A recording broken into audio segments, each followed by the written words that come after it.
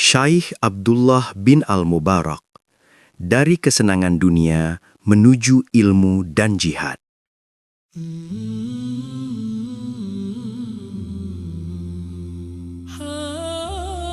Nama Abdullah bin Al-Mubarak tercatat dalam sejarah Islam sebagai imam besar, ahli hadis, faqih, zahid, mujahid, dan pedagang yang jujur.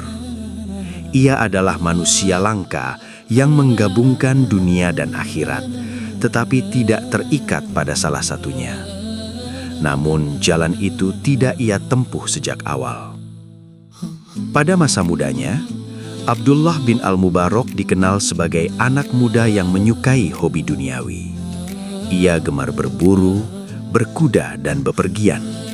Hobinya halal, tidak tercela, bahkan mencerminkan keberanian dan kegagahan.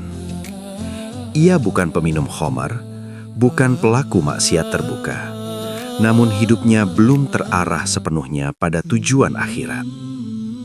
Hingga suatu hari, Allah menyentuh hatinya tanpa petir, tanpa bencana, hanya melalui satu momen kesadaran. Dalam satu riwayat, ketika ia tengah berburu atau bepergian, ia mendengar seorang qori membaca ayat Al-Quran. Belumkah datang waktunya bagi orang-orang yang beriman untuk tunduk hati mereka mengingat Allah? Ayat itu menghentikannya.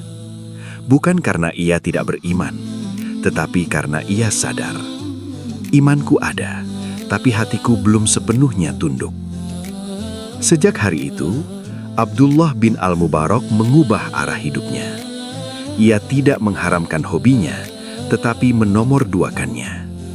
Ia mulai menuntut ilmu dengan sungguh-sungguh, melakukan rihlah ilmiah dari Khurasan ke Hijaz, Irak, Syam, dan Mesir. Ia duduk di majelis para imam besar, Sufyan Ats-Tsauri, Malik bin Anas, Al-Auza'i, dan banyak lagi. Namun yang membuatnya unik, ilmunya tidak membuatnya meninggalkan jihad, dan jihadnya tidak membuatnya meninggalkan adab. Setiap tahun, hidupnya dibagi rapi.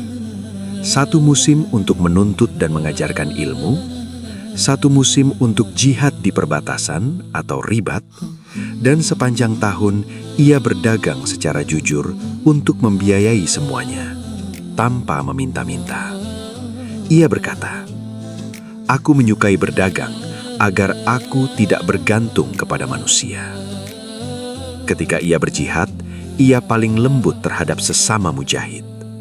Ketika ia berilmu, ia paling tawadu. Ia tidak menjadikan jihad sebagai panggung dan tidak menjadikan ilmu sebagai alat kesombongan.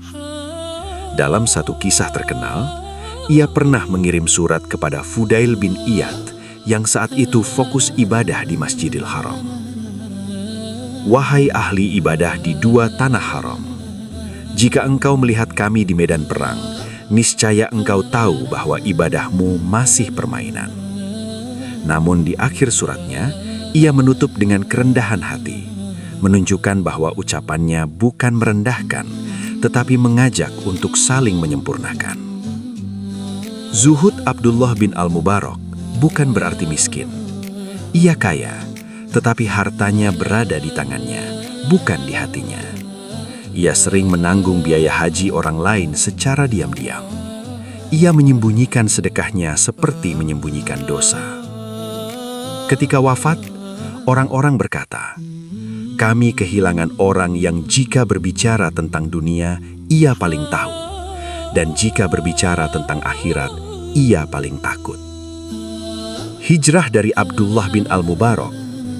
Tidak semua hijrah dimulai dari dosa. Kadang hijrah adalah menaikkan standar hidup beriman.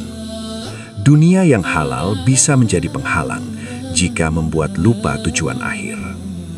Abdullah bin Al-Mubarak tidak memusuhi dunia. Ia menjinakkannya. Ia tidak meninggalkan hobi karena haram, tetapi karena ada yang lebih layak diperjuangkan. Dan disitulah letak kebesarannya.